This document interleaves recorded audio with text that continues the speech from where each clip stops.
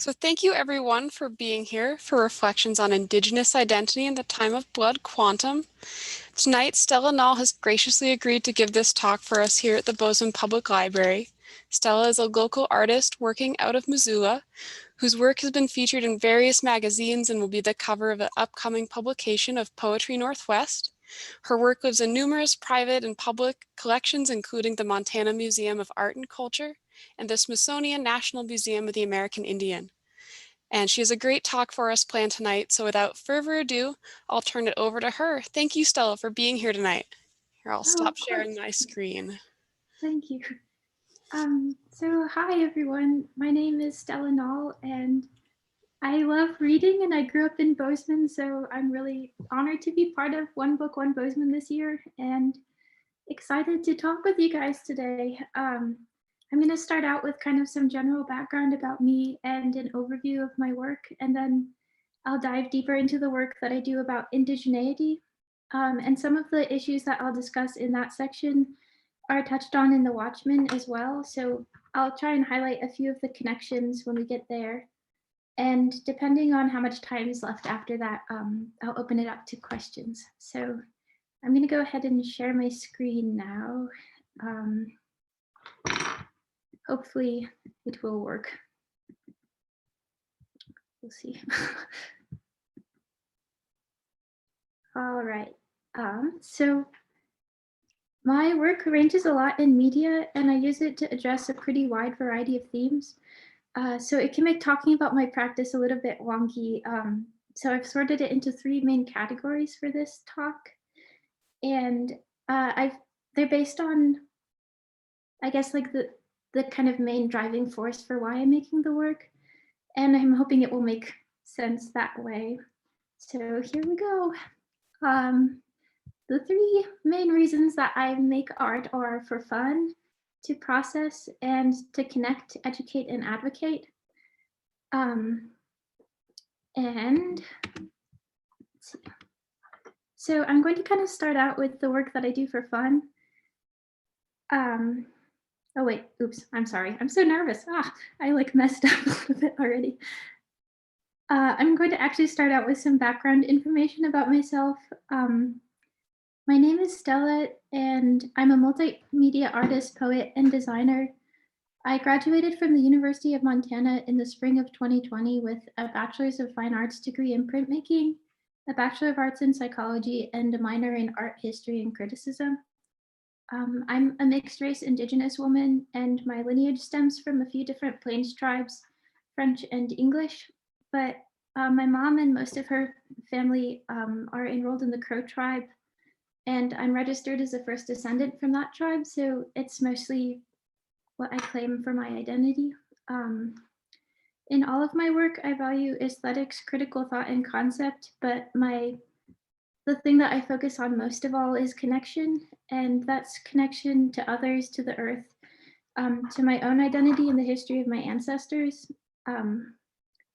And when I was first asked to speak at this event, I initially planned to only talk about my work as it relates to being Indigenous, but I thought about it some more as I was making this PowerPoint presentation, and I think it's important that people realize that I'm thinking about other things too, because I care a lot about Indigenous representation, and I found that working as an artist, people have a lot of kind of stereotypes regarding what Indigenous artwork looks like and what it should look like. So I'm hoping to kind of debunk some of those stereotypes by showing you a wider range of my work. Alrighty, so the first part that I'll show you is the work that I make mostly for fun. A lot of the time I like incorporating humor into my work because I think that laughter is one of the best ways to bring people together. But you can tell that this work is pretty serious because it's scientifically based. The anatomy of vegetables. It's a series of prints that I did, and these are just two samples from it. I like making things that make me laugh and make other people laugh. But also some of my art I just do for aesthetics. Like I'm really interested in the aesthetics of eggs. I think that they're just so beautiful. So a lot of my work that I do for fun has eggs in it. I work at a coffee shop, or I did until a couple months ago in Missoula.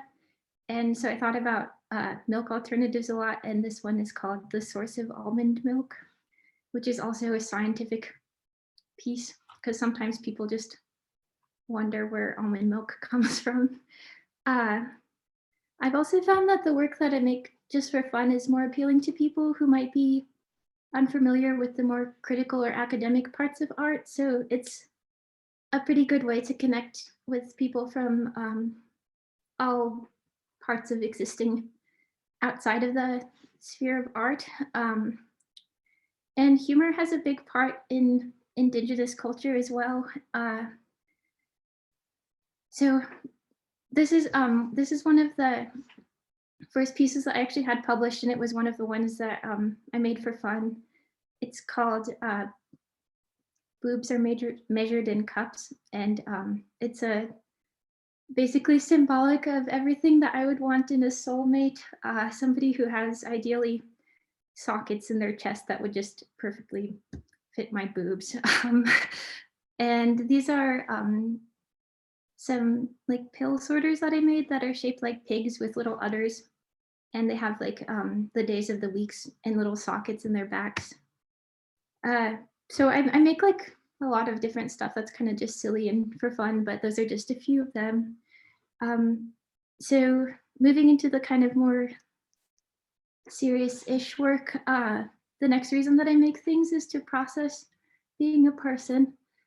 So a lot of the work that I do for processing is writing poetry and making these really large-scale abstract paintings. I started calling them process pieces because I make them really large scale so that I have to like physically move across the canvas to paint them.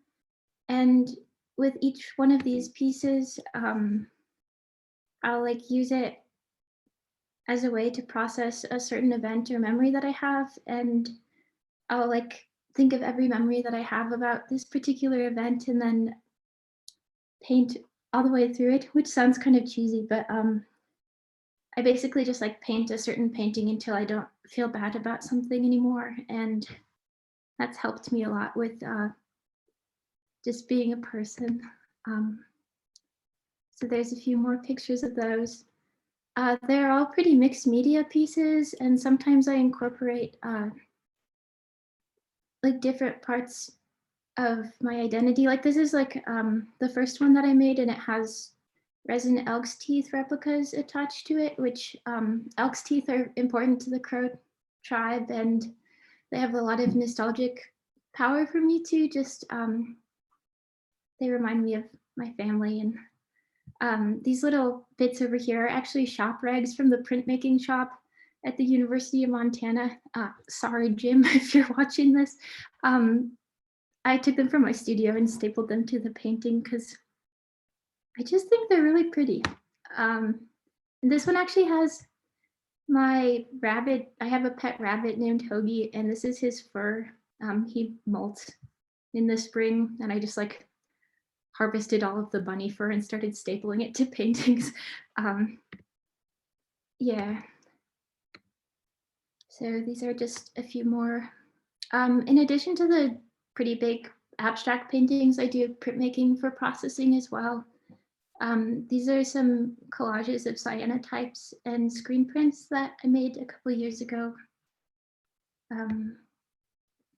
All right, and then the kind of main chunk of this lecture is about the art that I make to connect.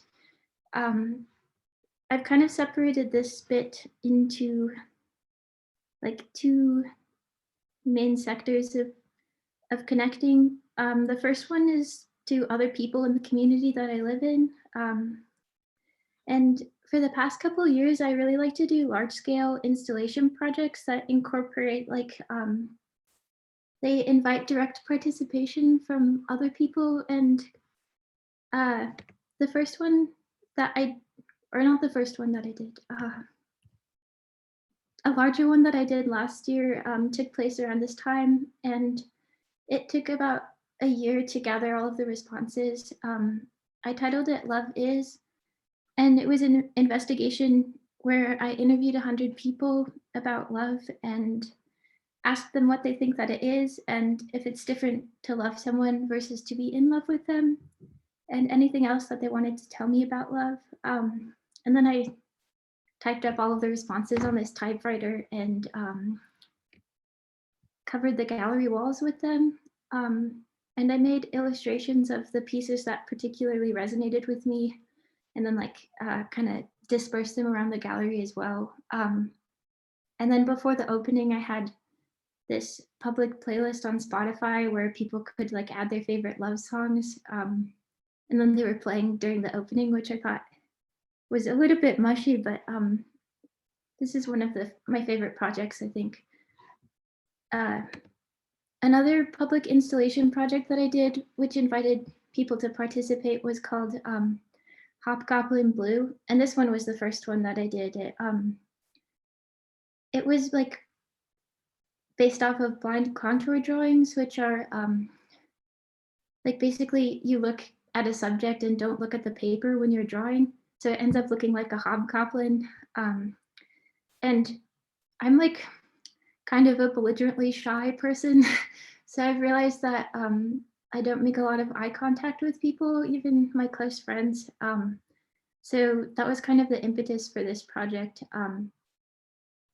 I basically just like invited people to have me draw their portrait in a blind contour of 1 minute, which required me to like make eye contact with them for a minute, which felt a lot longer than it is. So these are all portraits of people who participated in that, and they're rendered in screen prints in their favorite colors of the people who participated. And the most recent project that I did, which involves community connection, was called Feeling Welcome. It was a mural painted in Missoula that was organized through the Zootown Community Arts Center. They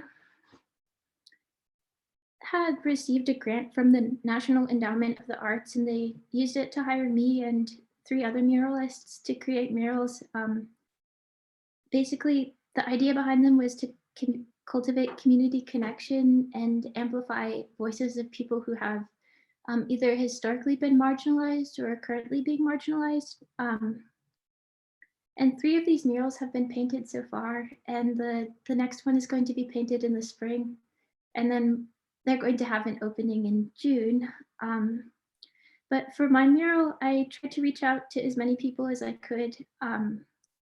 And so I made these posters here and spread them all about to like social media and just like old school stapling them to light posts and stuff. And asked people to send me their hands and their favorite color and a few words about themselves. And my hope in this was to provide a platform for community engagement and connection during COVID, which, like, as we all know, it can be a pretty hard time to connect with new people. And I was really, really like astonished and excited with how many people replied. I got, I think, around 70 responses. So this is the finished mural.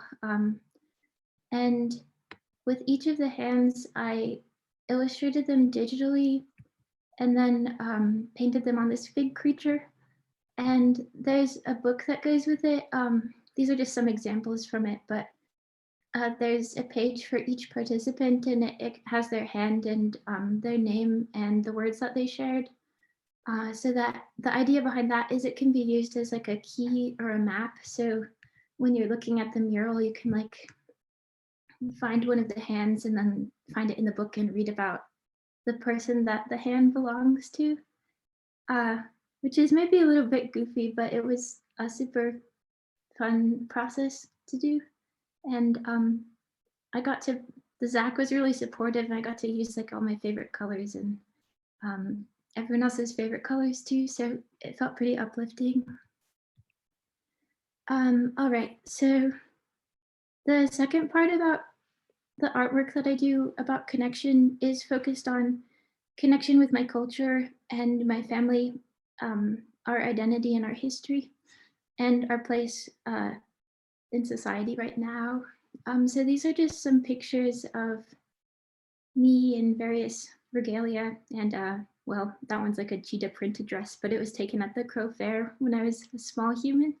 This is my brother and I at the Crow Fair as well. I think probably my first elk tooth dress. And then this is my current regalia, which my mom, Anita Nall, made all of this, which plug for the art talk from her next week, but she's a really talented beadworker. So I was raised as Crow, and that's mostly how I think of myself. My first introduction to art was probably watching my mom bead. Anyone who knows her, like she's beading like all the time. Like I remember when I was a kid, she would bring a little fanny pack of bead stuff to like the swimming pool, and when my brother and I were swimming, she'd be like beading on the edge. And now I'm kind of just learning to bead now. She's showed me many times growing up, but yeah, it's taken a lot of practice for me. I'm really excited to get more into it though. So some of the work that I make today is traditional, like beadwork and regalia. And these are some moccasins that I made for a friend of mine who had a baby a couple months ago. My mom kind of held my hand through the whole process of making these, which I'm super grateful for. And I also like to incorporate beadwork into the other medias that I engage with. I think that by adding beadwork to prints and paintings, like the process is really soothing to me because it reminds me of my mom, and I think that there's also kind of a strange separation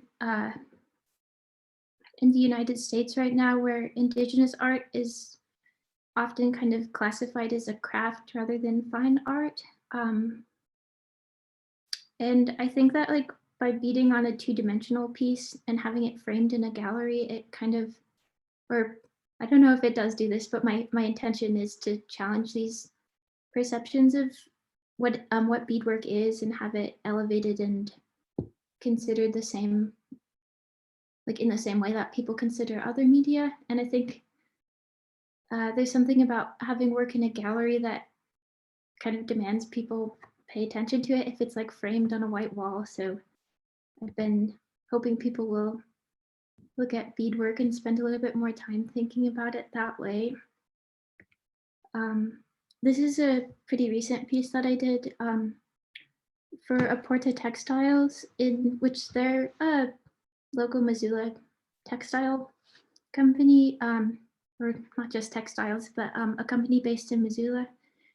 And there's a movement going on today that's been going on for quite a long time, but I think it's getting a pretty good amount of traction right now for institutions and individuals occupying traditional land of Indigenous people to give an acknowledgement statement to honor the history and the present of where it is that they're situated. So this piece was commissioned to go with the land acknowledgement for Aporta. And she gave me this historical photograph to work from. So that's what's in the belly of the bison here. And yeah, I think land acknowledgements are an important step in mitigating the impacts of colonialism. Just important to acknowledge the history of where we are, but also acknowledge that Indigenous people are still around today. I also incorporate beadwork into just kind of like silly art. This is up at Western Cider in Missoula right now. It's just how I was feeling at the time. It's like a big hamster thing with a papaya, I think. This is a rat. This piece is, it's kind of a self-portrait. There's beadwork here, which is like 1/8 of the line. I'll kind of talk more about this piece later, I think. But let's see, some of the work that I make isn't super directly related to being Indigenous, but I put it in this category that I'm talking about now because I think that it's informed by my cultural upbringing and reflects our ideals like things like reverence for nature and the natural world, and like a deep caring for the animals that we share it with. Also storytelling and caring for others.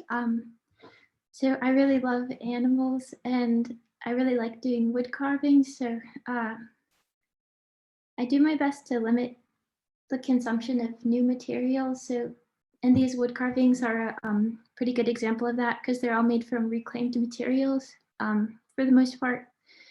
And like, I usually carve these creatures from memory. So you can tell sometimes like bison are usually standing in snow or grass. So I don't really think anyone's ever seen their feet. So I had to guess. And that's why this guy has toes. This guy actually has toes as well, and it's a two-headed bison. It's called Two Heads Are Better Than One. And these are just some examples of creatures that I made over the past year or so. This one's actually not a wood carving, but it's just one of my favorite pieces, so I thought I'd throw it in here. It's like a bison that's also a caterpillar. And I think it's kind of nice to think about the gross squishy sounds that it would make when walking. And this is a portrait of Hoagie.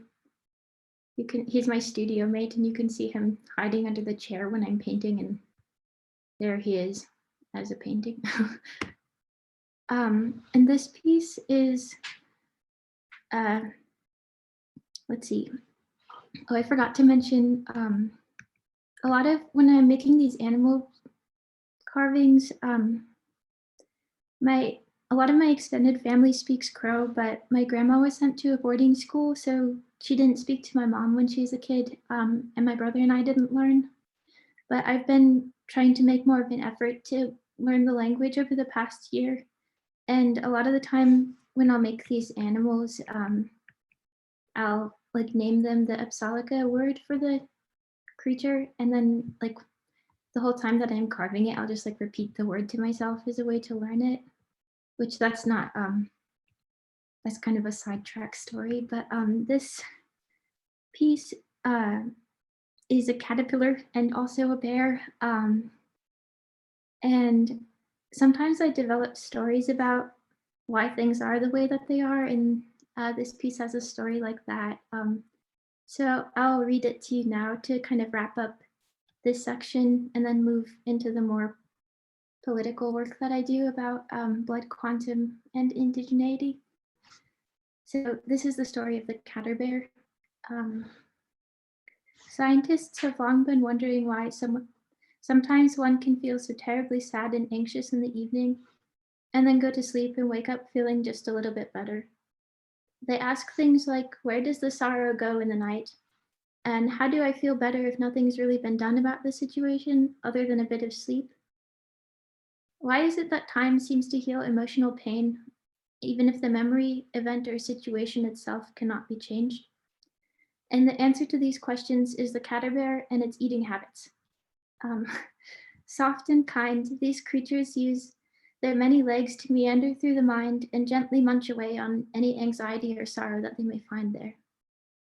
Shy creatures, they often prefer to do their eating while humans sleep or hide behind other thoughts. As a result, they often go by unnoticed, leaving only a lack of sadness or sorrow, or sadness or anxiety to show that they'd ever been there at all. And this is why sometimes people develop depression more in the winter, because caterbears are still a bear of sorts after all. So they don't completely hibernate through the cold months, but the dark and snowy days sometimes do make them pretty sleepy.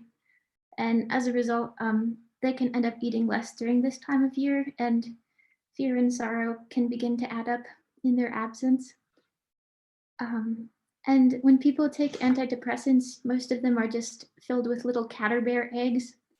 And this is why it takes a couple weeks for the medication to show any result, because the eggs need time to hatch.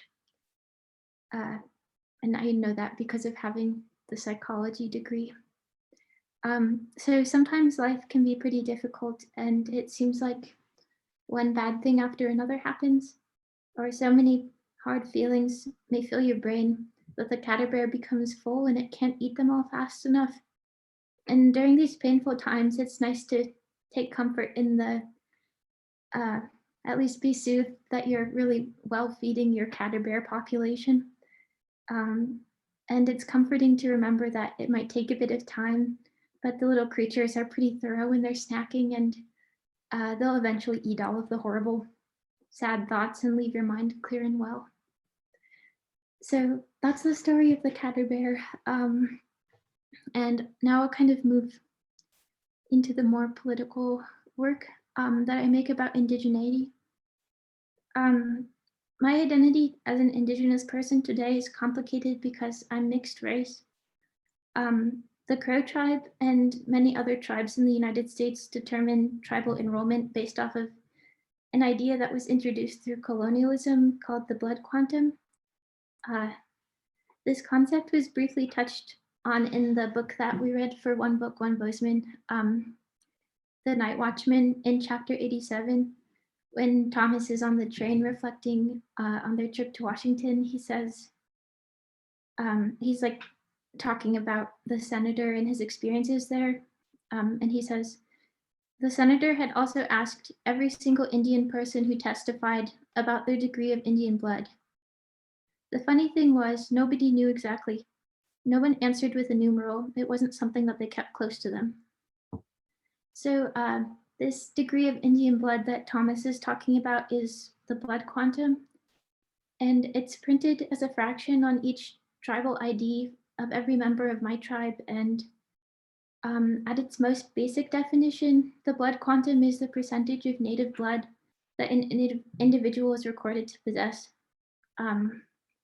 And for most of my life, I believed that, like a lot of people believe, and like the system is designed to make us think that it was the actual amount of Indigenous blood that I have in my body. But there's no blood work done in configuring your blood quantum, and it's not calculated the same way across tribes. Some tribes calculate your degree of Indian blood using the total Indian blood. So you can like count lineage from various, like multiple tribes towards your enrollment requirement, as long as it includes like some fraction of the tribe that you're trying to enroll in. But my tribe is more strict, and it only counts Crow blood towards the quantum. And our tribal constitution prohibits dual enrollment. So our family has lineage to Cherokee and Sioux and Nez Perce and maybe some other tribes as well, but they're not documented as strictly as our Crow lineage, because when my mom and my grandparents and my great-grandparents enrolled in the Crow tribe, they have to denounce any claims to other Native identities. And yeah, I think that if dissolving ties to your ancestry sounds suspicious, it should. So I'll read a little bit more from the Night Watchman now. It's from the same part of the book where Thomas is thinking about the senator's preoccupation with his tribal members' degrees of Indian blood. He says, as the miles rolled on, this began to bother him. Everyone knew if they were Indian or not Indian, regardless of what the rolls said or what the government said. It was a given or a not given. Long ago, a guy in a bar had made a family tree for him. When Thomas looked at the tree, he pointed out the Indians and came out of full blood, even though he knew there was French somewhere. And then the person made the tree again and made him more white, more Indian, more white. It turned into a game, and it's still a game.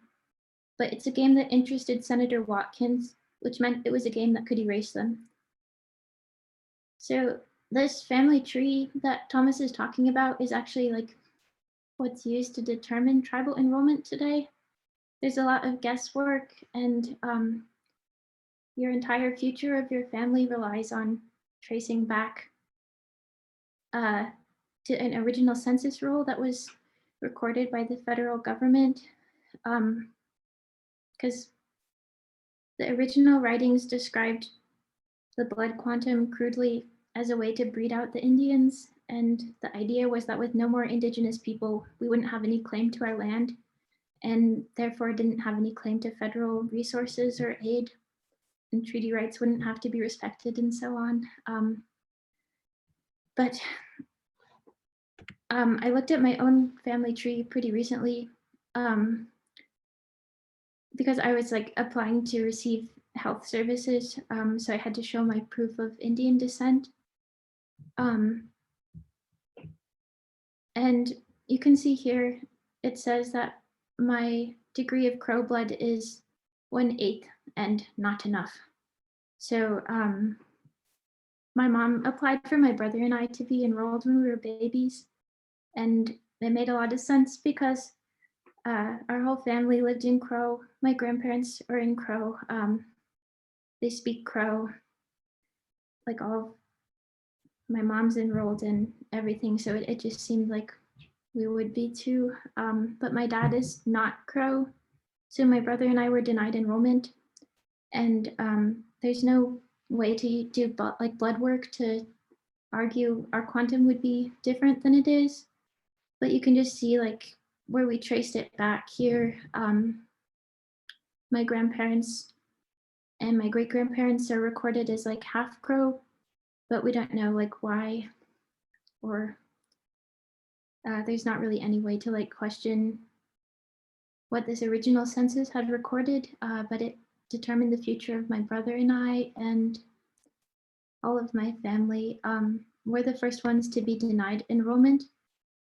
And yeah, tribal nations have always been a pretty diverse group of citizens, but the first census suddenly like racialized our people. And it has a lot of direct impact on our lives. So what it means to be a first descendant rather than an enrolled member is that I don't have any say in tribal matters. I'm not allowed to vote.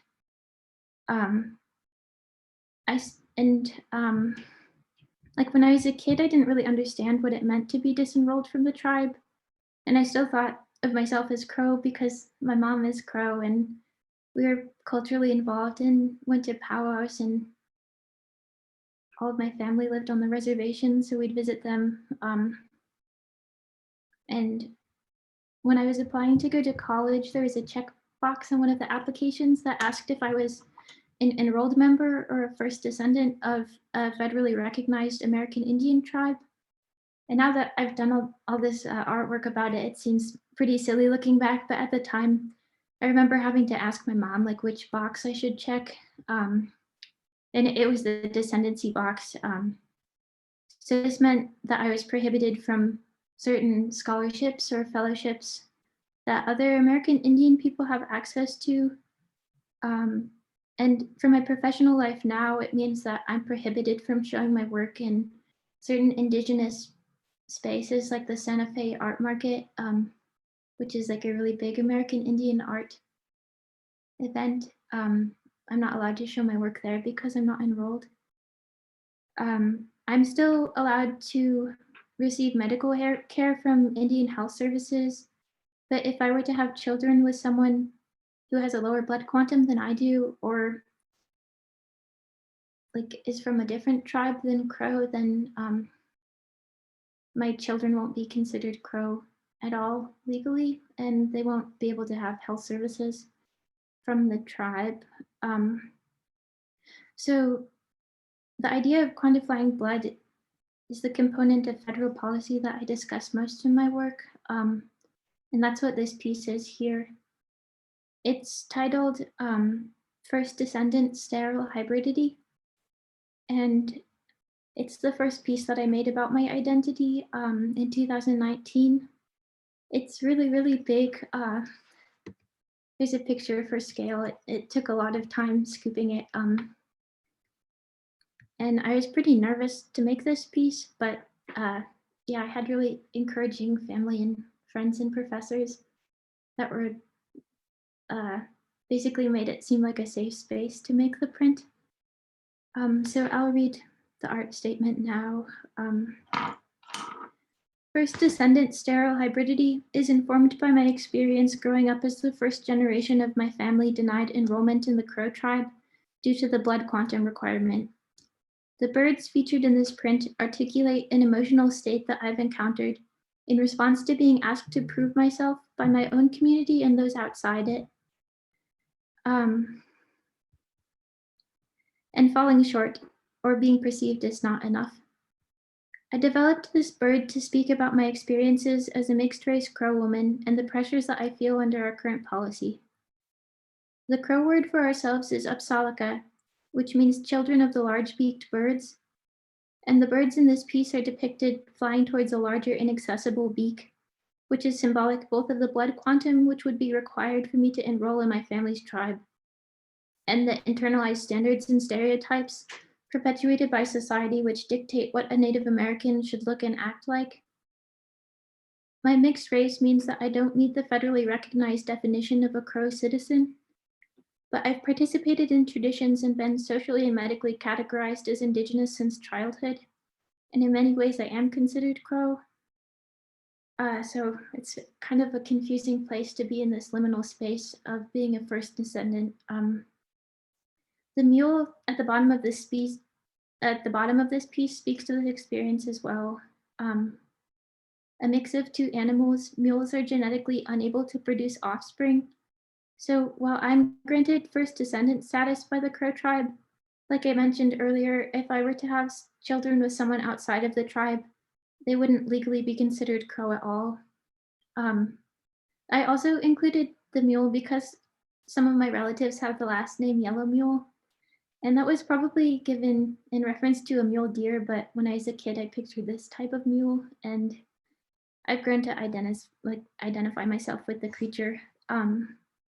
And these shapes in the background are elk's teeth, which, yeah, they're important to our tribe, and they feel nostalgic to me because my mom made a lot of my dresses when I was a kid for powwows. I had elk's teeth on them.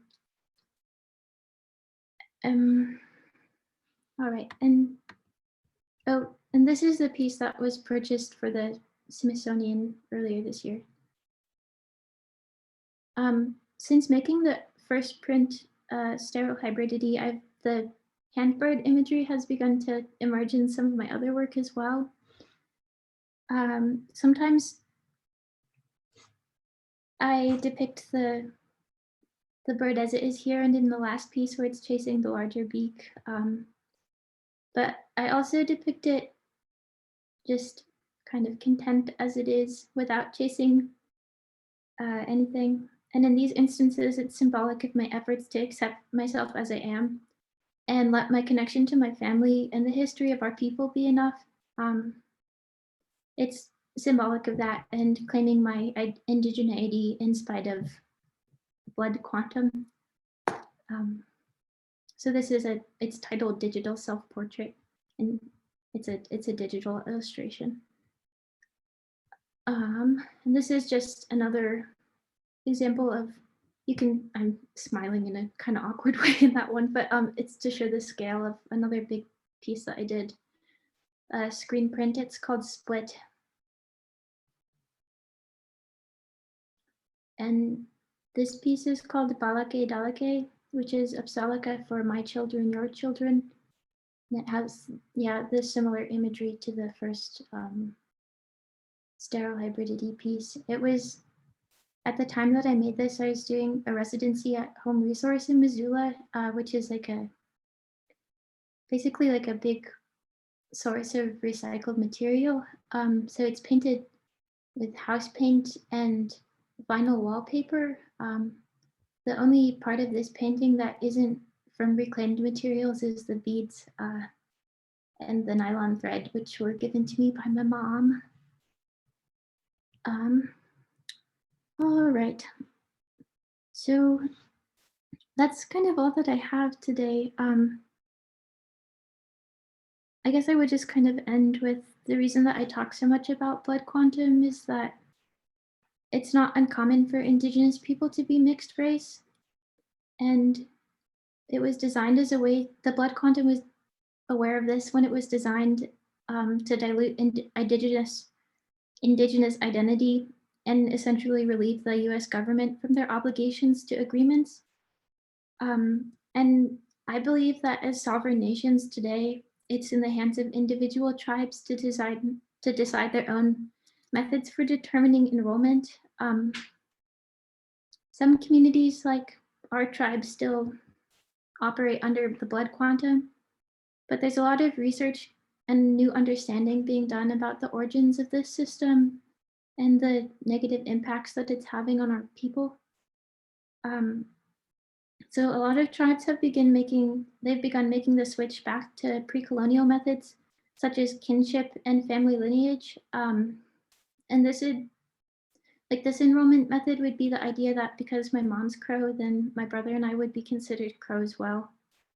Um, and a lot of people are afraid of these more progressive methods because they think like people with little to no connection to the tribe will just begin to enroll, and higher numbers will like take resources away from people who need it. But some of the tribes who are using these methods now have developed ways to mitigate these issues. Like there's these things called cultural competency interviews where you can like talk with the chairman and basically explain your connection to the community. And if the community still claims you, then you can enroll if you have trace back lineage. So I'm in support of these more inclusive systems because I've directly felt the impacts of holding on to the blood quantum. And I believe that Indigenous identity is more about family, culture, tradition, and giving back to your community than the idea of having pure blood. And yeah, I think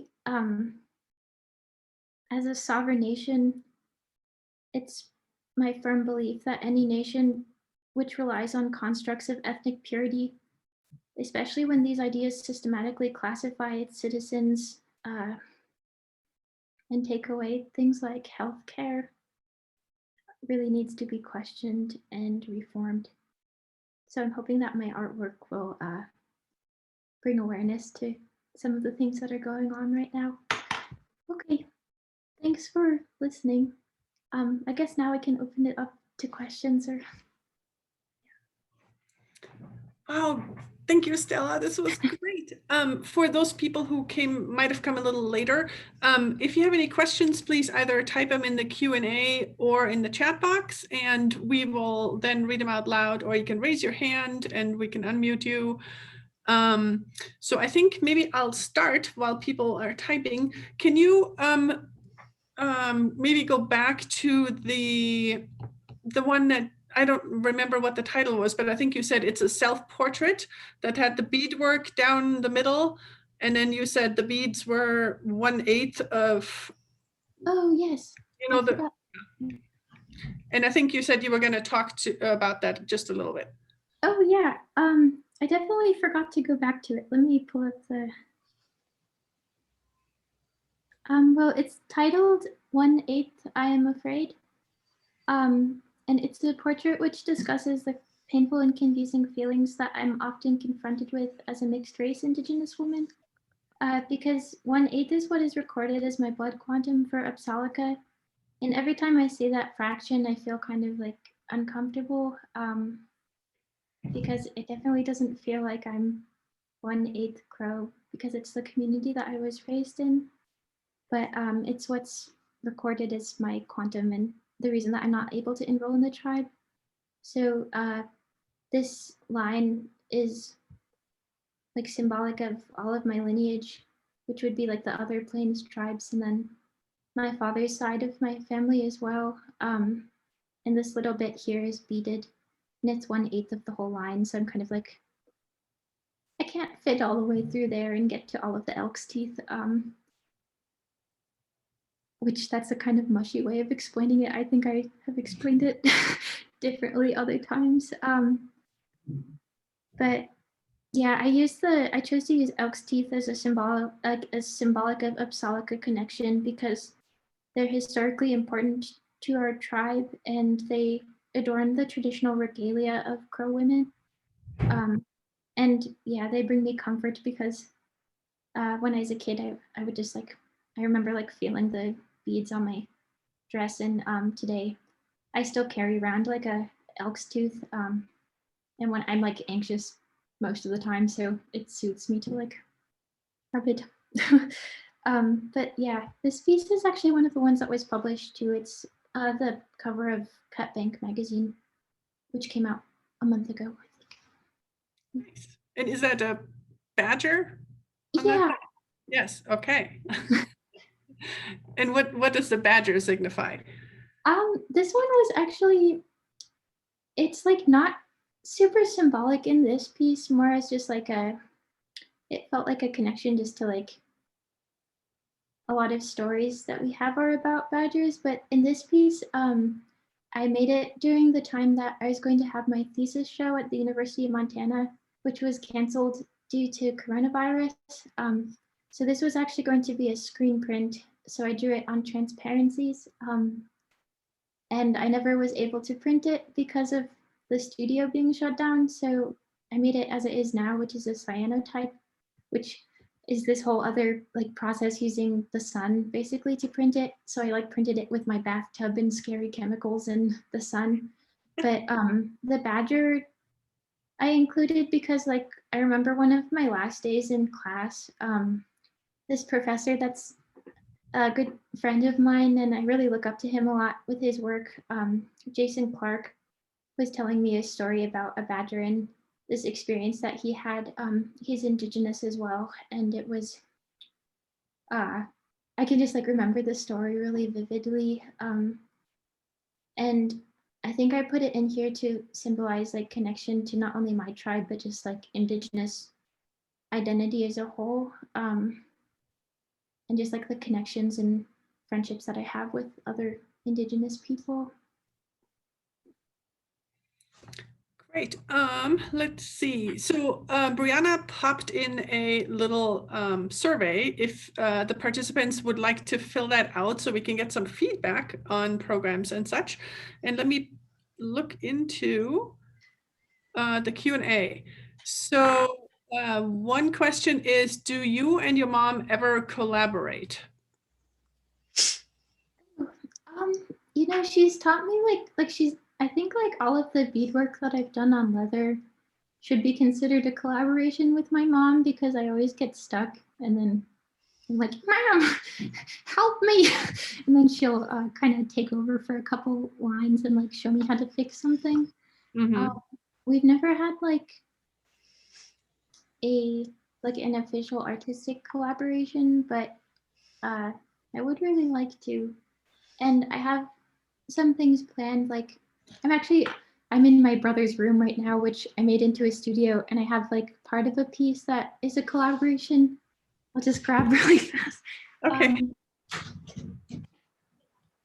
It's like my mom made these traditional canvases with beaver pelt. And she left them. She's living up in Alaska right now, but she left them for me, and I'm going to bead and paint on them and send her photos and stuff. Wow, cool. And then the next question is, and what have the reactions been to your mural project?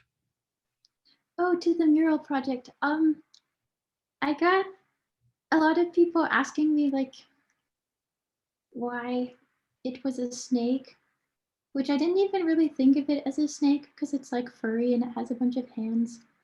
But then I can't really unsee it now that it's said. Other than that, I think I've gotten pretty positive reactions, which made me feel really good. I just published it on my website a couple days ago, and it's been really nice to see positive feedback from the people who participated, like lots of uplifting words for like being able to find their hand in the mural. And people have said that they like how colorful it is in the space, which was a kind of dark alley before, and now it's filled with art. Great. I just lost my screen here, so I can't see anything anymore. So Brianna, could you see if there's any other questions in the Q&A, please? It looks like that's it. But if anyone has any further questions, feel free to put them in.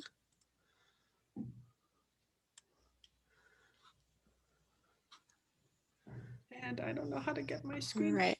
I'm sure you can see me, but I can't see anything. Very frustrating. So if there aren't any, oh, there it is again. Look at that. Oh. Oh, yay, there's Stella again. Oh, there's one more question. Yeah, we have a question. How do you find the practice of painting through an event?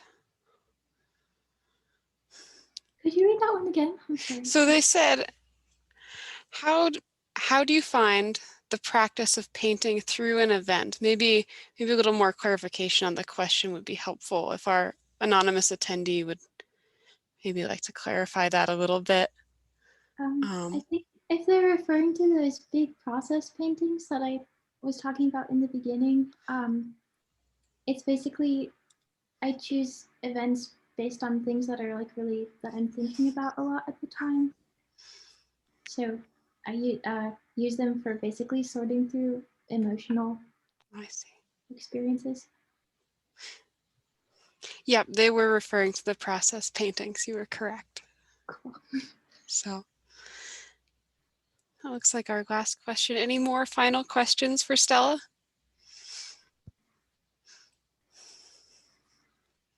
All right.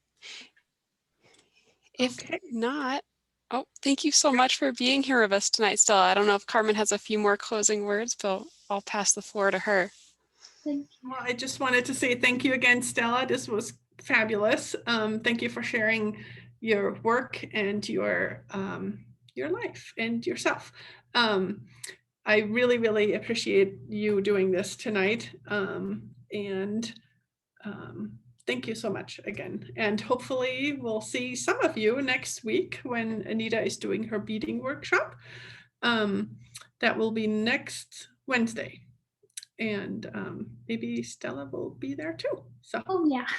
And we've had lots of thank yous, and you're incredible in the chat. So it's fabulous. Thank you, Stella.